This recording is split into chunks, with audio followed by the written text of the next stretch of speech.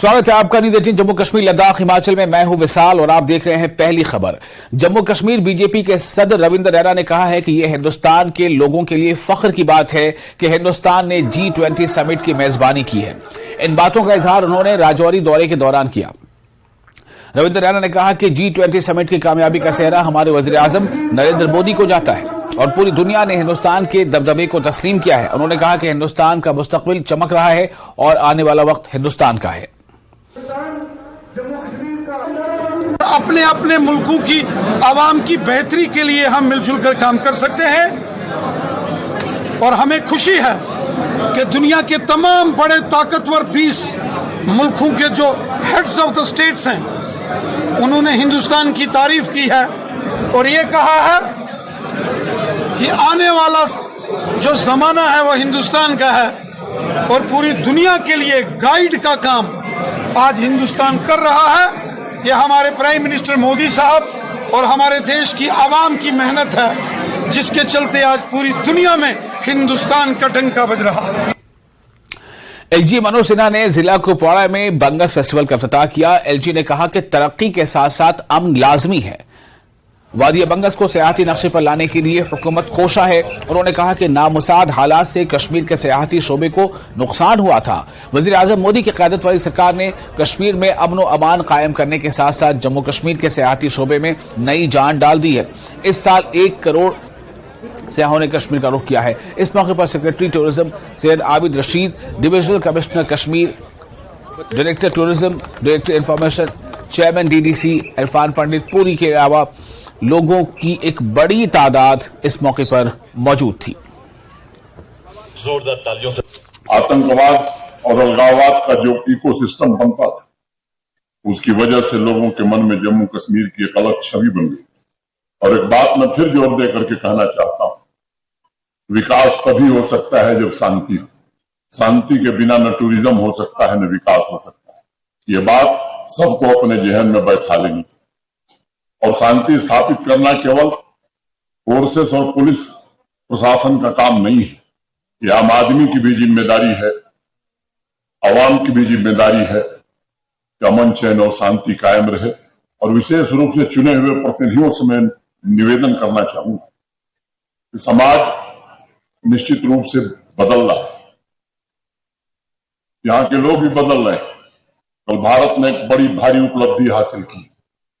जिस वातावरण में G20 की अध्यक्षता भारत को मिली थी और कल दुनिया के महत्वपूर्ण देशों को सहमत कराते हुए जो मुकाम हासिल किया है भारत ने, आज हर भारतवासी का मस्तक गर्व से ऊपर उठ गया। मुझे लगता है कि इतनी बड़ी तादाद में I have not seen in any major event organised by tourism department के लोग इतनी बड़ी तादाद में यहाँ तशरीफ लाए हैं।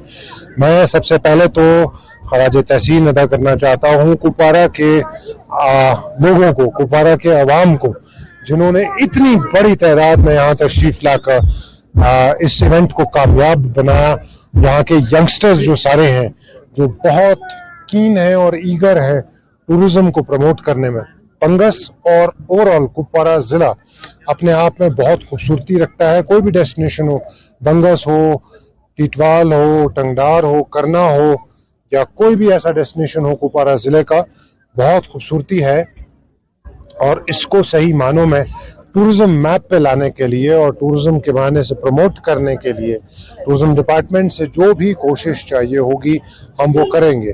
और ज़रूरत इस चीज़ की है कि ये इवेंट बहुत बड़े पैमाने पे बंगस को प्रोजेक्ट करेगा on a national tourism map and I think we should carry this forward. यहाँ इंफ्रास्ट्रक्चर की रिक्वायरमेंट्स हैं जो आने वाले कुछ सालों में मुझे लगता है कि मुकम्मल हो जाएंगी। यहाँ आप देख सकते हैं कि वादियाँ और मेडोज इतने खूबसूरत हैं कि शायद गुलमर्ग से कहीं कहीं पे ज़्यादा और खूबसूरत हैं। तो अगर लोगों ने यहाँ का रुख करना शुरू कर दिया तो यहाँ की लोकल इकॉनमी, यहाँ के लोकल पॉपुलेशन, यहाँ की आवाम जो है वो उससे बहुत फ़ायदा कर सकते हैं और टूरिज्म को सही तरीके से उसका स्पिन ऑफ इफेक्ट, उसका इकोनॉमिक पॉजिटिव इफेक्ट लोगों तक पहुँचेगा। ख़ास तौर पे यहाँ के नौजवानों तक, बच्चे बच्चियों तक पहुँचेगा। वो हमारी सबकी कलेक्टिवली एफर्ट होनी चाहिए। और जम्मू कश्मीर अपनी पार्टी के सरबराह सैयद अल्ताफ बुखारी का कहना है कि जम्मू कश्मीर में अमन की फजा को बहाल करने का क्रेडिट बीजेपी को जरूर जाता है, जबकि पीडीपी और दीगर जमातों ने माजी में यहां के माहौल को खराब करने में कोई कसर बाकी नहीं छोड़ी थी। ठीक है, हमारे लोगों ने सूझबूझ से काम लिया, लेकिन अमन तो है, अमन है, टूरिस्ट आ रहा है, हम लोग, हमारे बच्चे घर से निकलते हैं रात को 10 बजे 11 बजे 12 बजे, किसी को परेशानी नहीं होती है। मुल्का हिसाब से बच्चे आज तक क्या तामत मैं पुलिसों वाले बचा ये पुलिस के चीफ से पूछता हूँ, ये यहाँ के इंतजामिया से पूछता हूँ, इन बच्चों को पकड़ने से क्या है? आप उन लीडरों को ले जाना जिन्होंने वो माहौल यहाँ पैदा किया 1987 के बाद, इन बच्चों को निकलना पड़ा सर। और आप देखो इनकी जरूरत क्या है? अल्ताफ बुखारी ये रिश्वत दे रहा है, इनको छुड़वाते। किसी को कैद से छुड़वाना कोई रिश्वत है? ये कोई एहसान है? इन लोगों को लगता है कि इन्होंने एहसान किया, इनको भूल गया कि इनको इख्तिदार में लाने वाले वही नौजवान थे।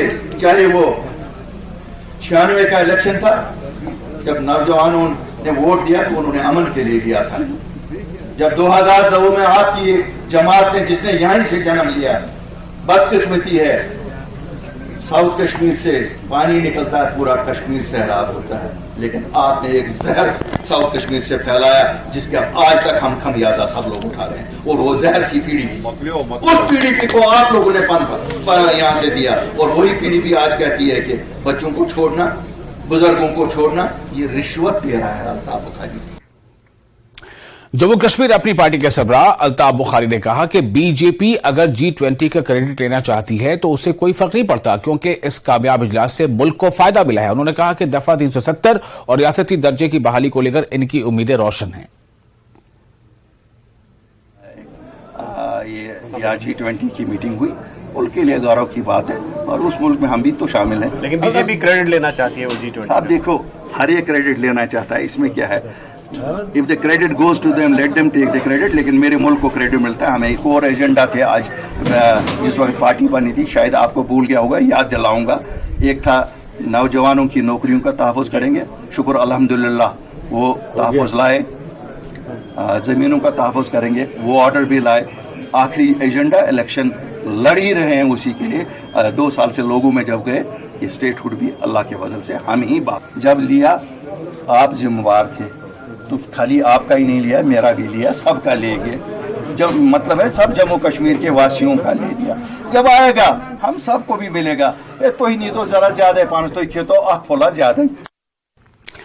कांग्रेस पार्टी के रियासती सदर वकार रसूल वानी ने जम्मू कश्मीर के साबिक वजीर आला और DPAP के बानी गुलाम नबी आजाद पर सख्त तनकीद की है। उन्होंने कहा है कि गुलाम नबी आजाद जम्मू कश्मीर में भारतीय जनता पार्टी और RSS के एजेंट के तौर पर काम कर रहे हैं।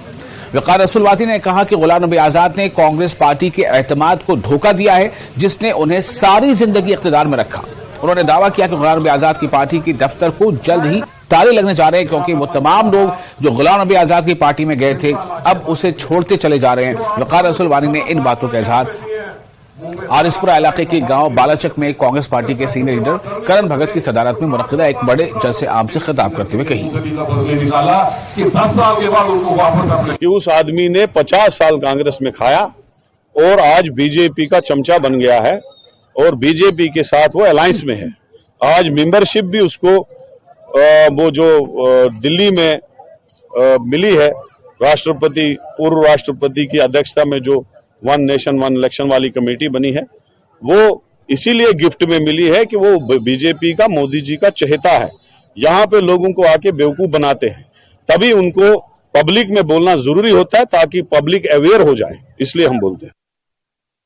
और पीपल्स कॉन्फ्रेंस के सीनियर नायब सदर अब्दुल गनी वकील ने कहा कि जब भारत की कई रियासतों में इंतखाबात हो रहे हैं तो हुकूमत यहां असेंबली इंतखाबात क्यों नहीं करवा रही है। उन्होंने हुकूमत और इलेक्शन कमीशन पर जोर दिया कि वो जल्द अज जल्द इंतखाबात कराएं ताकि लोगों के मसाइल को मुनासिब और आसान तरीके से हल किया जा सके। वकील ने एनसी और पीडीपी की क़यादत से भी कहा कि वो मुल्क की अपोजिशन के साथ इत्तेहाद करने के मकसद की वजाहत करें। अगर मकसद जम्मू कश्मीर के मफादात का तहफ़्फ़ुज़ करना है तो अपोजिशन को अवामी तौर पर दफा 370 की बहाली के लिए अपनी हिमायत का ऐलान करना चाहिए। वकील ने बिला ताखिर असम्बली इंतखाबात के इनेकाद का मुतालबा किया और कहा कि हुकूमत जम्मू कश्मीर के अवाम को अपनी हुकूमत मुंतखब करने से महरूम कर रही है। हमारा शुरू से मुतालबा है और आप देखते हैं इसमें वो फर्ज से बड़े ताकत से हमारी पार्टी के चेयरमैन सज्जाद गनी लोन साहब बार बार कह रहे हैं कि इस जम्मू कश्मीर जमहूरियत बहाल कीजिए, क्योंकि ये बड़ा अलमिया है। सारे हिंदुस्तान में इलेक्शन हो रहे हैं और जम्मू कश्मीर में इलेक्शन नहीं हो रहे हैं और इससे ये कौन के मफाद में नहीं है, क्योंकि इससे यहाँ के लोगों की जो दूरी है, ऑलरेडी दूरी है, वो और बढ़ती जा रही है। और हम आपके माध्यम से फिर गवर्नमेंट ऑफ इंडिया से, इलेक्शन कमीशन ऑफ इंडिया से अपील करते हैं कि जितनी जल्दी हो सके असम्बली के इंतखाबात करें, लेकिन इंतखाबात से पहले एतमाद साजी के हवाले भी कुछ इक़दाम करें। यहाँ स्टेटहुड बहाल करें। यहाँ जो हमारी 2 इंडस्ट्रीज कोलैप्स है, फ्रूट इंडस्ट्री, टूरिज्म, उनको रिजनरेट करे। यहाँ 60,000 डेली वेजर्स है, उनको मुस्तकिल करे। यहाँ जो ये बूढ़े और जो हमारे गरीब लोग, उनका जो तनख्वाहें हैं, पेंशन है, वो ओल्ड एज पेंशन, उसको बहाल करे। लेकिन सरकार तो कुछ कर नहीं रही है, क्योंकि सरकार कहीं नजर नहीं आ रही है। मैंने पहले भी कहा, इस वक्त मैं आपको कह रहा हूँ, मैगडम तो कहीं कहीं पढ़ रहे हैं, मगर ये डेवलपमेंट नहीं है। डेवलपमेंट है आपकी पावर सेक्टर। और वहीं अपनी पार्टी के सूबाई सेक्रेटरी और incharge membership drive Jammu Kashmir doctor Rohit Gupta और अपनी पार्टी के रियासती सेक्रेटरी मोहिंदर परिहार ने जिला डोडा अपनी पार्टी दफ्तर का दौरा किया। जिला सदर अपनी पार्टी डोडा सलीम मागरी और पार्टी कारकुनों के साथ मेंबरशिप मुहिम की मीटिंग की। डॉक्टर रोहित गुप्ता ने कहा कि अपनी पार्टी पूरे जम्मू कश्मीर में मेंबरशिप मुहिम चला रही है ताकि ज्यादा से ज्यादा लोग अपनी पार्टी में शामिल हो सके। मेंबरशिप ड्राइव जो है is a very very important part of any organisation. तो इस सिलसिले के अंदर जो है अभी रिसेंटली जो है मुझे इंटरेस्ट की गई है रिस्पांसिबिलिटी एक्सक्लूसिवली कि जम्मू सूबे के अंदर जो है हर डिस्ट्रिक्ट के अंदर, हर कॉन्स्टिट्यूंसी के अंदर जो है मुझे मूव करना है और पार्टी के लिए जो है मेंबरशिप ड्राइव जो है वो एग्रेसिवली जो है टेकअप करनी है। आने वाले चुनावों को मद्देनज़र रखते हुए और पंचायत के चुनाव भी जो है सिर के ऊपर अब आन पड़े हैं, तो हमारी पार्टी जो है मेंबरशिप ड्राइव को लेकर के बड़ी सीरियस है और हमारी पार्टी के सभी ओहदेदार वो ज़मीनी स्तर के ऊपर निकल पड़े हैं। हमारी कोशिश होगी कि ज़्यादा से ज़्यादा मेंबर्स को जो है हम अपने साथ जोड़ें। और फिलहाल एक छोटा सा ब्रेक लेते हैं। ब्रेक के बाद न्यूज़ 18J के एच पर लगातार खबरों का सिलसिला जारी रहेगा।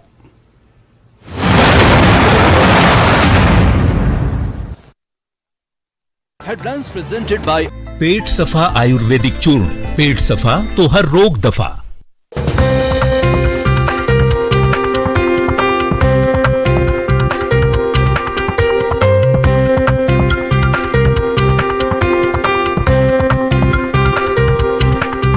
हेडलाइंस प्रेजेंटेड बाय पेट सफा आयुर्वेदिक चूर्ण।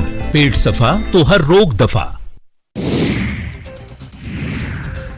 डीजीपी दिलबाग सिंह ने पीओके में मौजूद दहशतगर्दों को सख्त पैगाम दिया। इन्होंने किश्तवाड़ दौरे के दौरान कहा कि पीओके में मौजूद दहशतगर्द हमारी पहुंच से बाहर नहीं, हम पीओके में मौजूद दहशतगर्दों को निशाना बना सकते हैं। इन्होंने पाकिस्तान की तरफ इशारा करते हुए कहा कि दहशतगर्दी को हवा देने वालों की खैर नहीं। दफा 370 वापस मिलने की उम्मीद, नेशनल कॉन्फ्रेंस के सदर डॉक्टर फारूक अब्दुल्ला का बयान। कहा इंडिया अलायंस की जीत को लेकर हैं पुरउम्मीद। शेख मोहम्मद अब्दुल्ला की बरसी के मौके पर मरहूम को पेश किया गया खिराज अकीदत। जम्मू कश्मीर कांग्रेस सदर वकार रसूल वानी का बयान, आर्टिकल 370 की बहाली पर कोई भी फैसला होगा, पार्टी को काबिल कबूल। G20 ममालिक के हिंदुस्तान की सदारत पर किया खुशी का इजहार। आइंदा अर्बन लोकल बॉडी इलेक्शन में किसी भी प्री पोल इत्तेहाद को किया मुस्तरद। कांग्रेस ने गोल मार्केट उधमपुर में किया एहतजाजी मुजाहरा। महकमे PHE और PDD के खिलाफ किया बरहमी का इजहार। बिजली और पानी की सप्लाई को यकीनी बनाने का किया मुतालबा। मुतल्लिका महकमों की अदम तवज्जुही से हैं उधमपुर के लोग परेशान।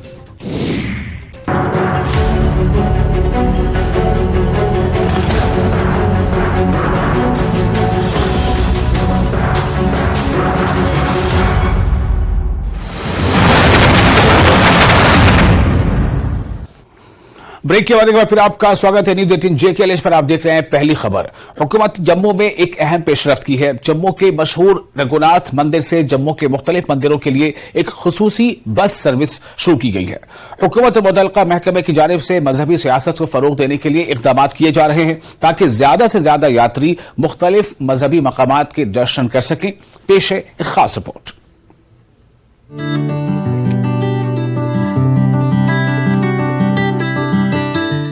सरकार की ओर से प्रसिद्ध मंदिरों तक एक विशेष बस सेवा शुरू करने का निर्णय लिया गया है, जो जम्मू शहर के विभिन्न क्षेत्रों में स्थित है।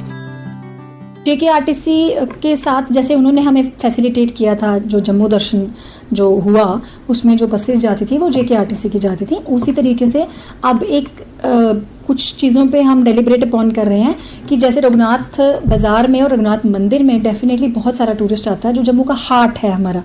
तो अब हमारा एक प्लान है कि जब वहाँ से ही हम चैनलाइज इस तरीके से करें कि हमारे जितने भी पिलग्रिम टूरिस्ट आते हैं वो बहू फोर्ट, मोहमाया टेम्पल, फिर Shri Balaji temple, in temples में जो है एक वन गो में जो है वो विजिट करके आए। तो उस पर भी काम किया जा रहा है और फोकस इसी बात का है कि जहाँ जहाँ भी पोटेंशियल है हमारे रघुनाथ मंदिर के आसपास के एरियाज में, उनको हम इसके बीच में इनकॉर्पोरेट करेंगे।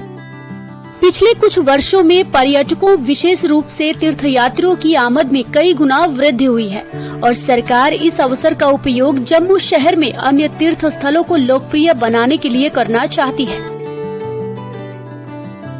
जम्मू के प्रसिद्ध रघुनाथ बाजार क्षेत्र की यात्रा के लिए जम्मू आने वाले तीर्थयात्रियों ने कहा कि वे भी जम्मू में विभिन्न स्थानों पर जाना चाहते थे, लेकिन कभी कभी कनेक्टिविटी की समस्या के कारण वे असहाय महसूस करते हैं और अगर सरकार यह पहल कर रही है तो इससे उन्हें बहुत मदद मिलेगी। ये तो बहुत अच्छी बात है कि एक अच्छी कनेक्टिविटी मिलेगी। एज अ टूरिस्ट हम सबको बहुत अच्छी कनेक्टिविटी मिलेगी, लोगों को जाना नहीं पड़ेगा, सीधा रघुनाथ मंदिर आएंगे, सीधा बालाजी जा पाएंगे, तो बहुत अच्छी बात है। ये एक बड़ा अच्छा वेलकम डिसीजन है अगर गवर्नमेंट ने ये शुरू किया है कि बस जो है वो स्पेशली इस चीज़ के लिए होगी कि पॉइंट्स जो है सब कनेक्ट हो जाएंगे, तो टूरिस्ट के पास एक चॉइस होगी कि वो पूरा दिन यहाँ पे आराम से स्पेंड करेगा। अच्छी जगह यहाँ पे देखने लायक है, क्योंकि जम्मू एक तरह से अपने आप में बड़ा खूबसूरत शहर है।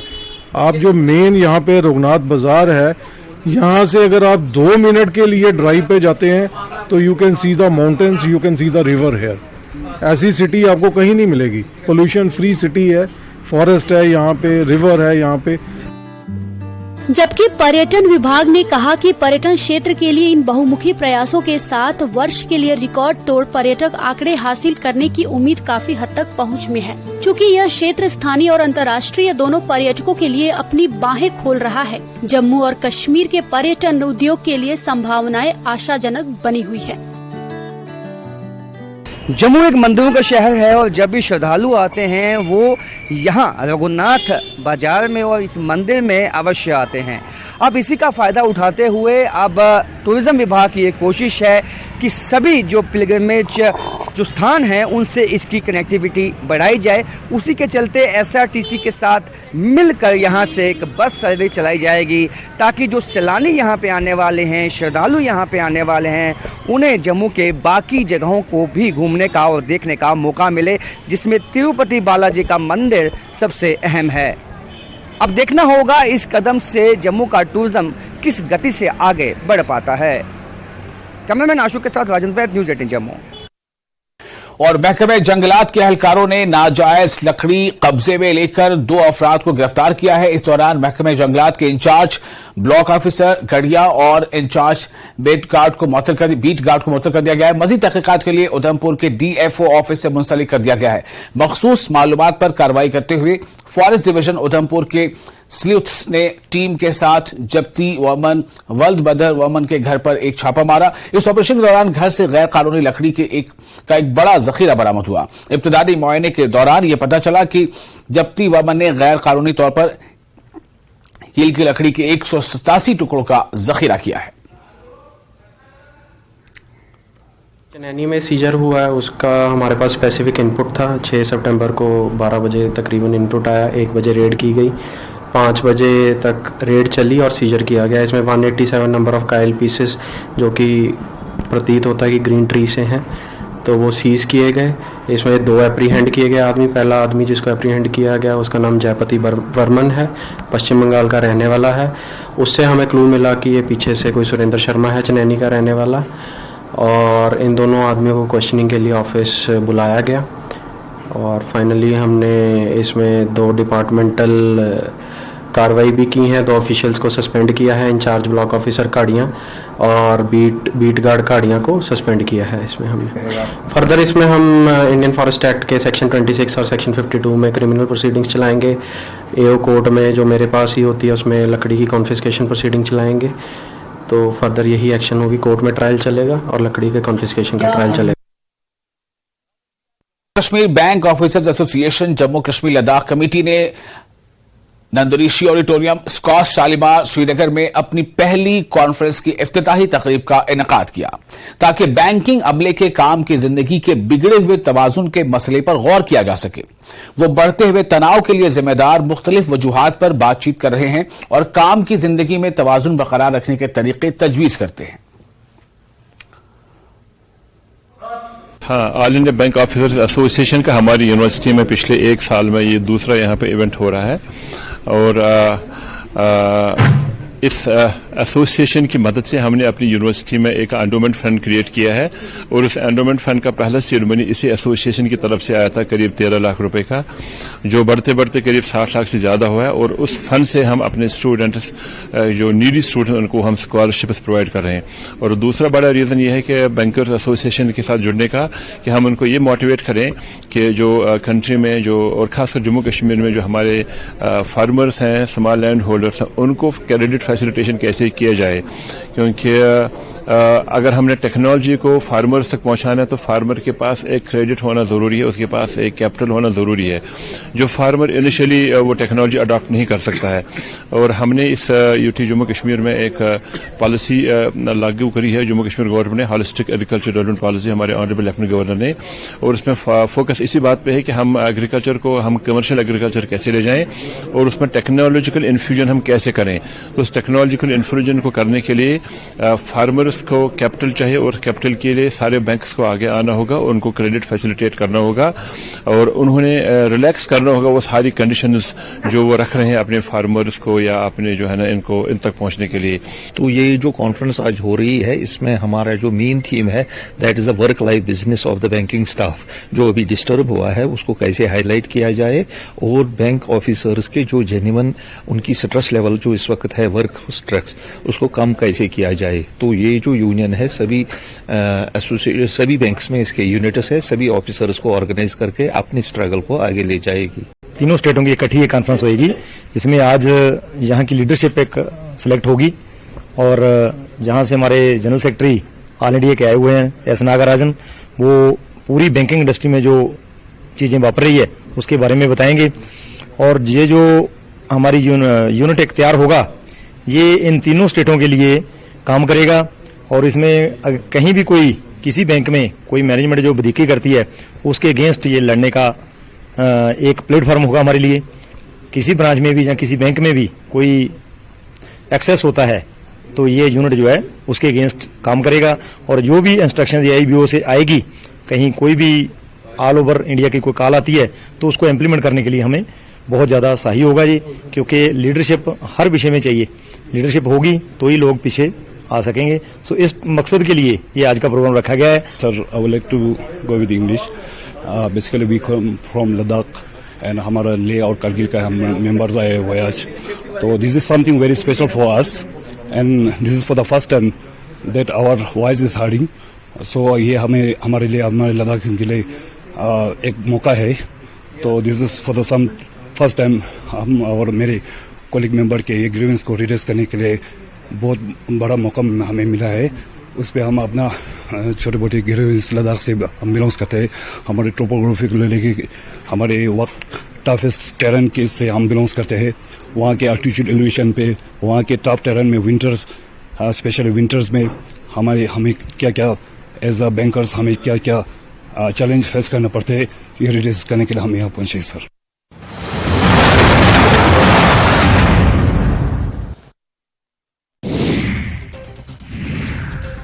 डीजीपी